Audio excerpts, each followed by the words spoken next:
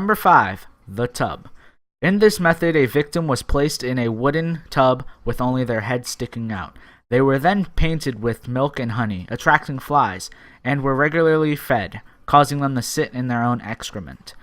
This made the flies increase, resulting in worms and maggots which slowly ate and caused the victim to decay alive. Number 4. The rack.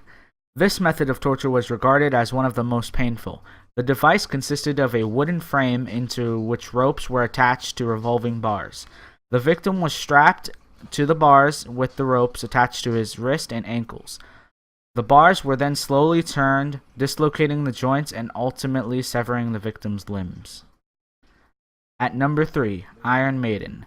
The Iron Maiden was an iron cabinet which consisted of a hinged door with steel spikes on the inside. Once inside, a victim was unable to move and would be impaled as the door was shut.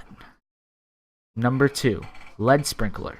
The lead sprinkler was a device which would be filled with molten lead, silver, tar, or boiling water. The contents would then slowly be dripped onto the victim's body, usually the abdomen, ears, or eyes. The agonizing pain would result in confessions. Number 1. The Judas Cradle. This extremely wicked torture method involved placing a person over a pyramid-shaped cradle and slowly pulling them down onto it with ropes. The intention was to stretch the victim's anus, which would ultimately impale them. The victims were naked and the device was never washed. If one didn't die from the cradle, they would ultimately die from infection.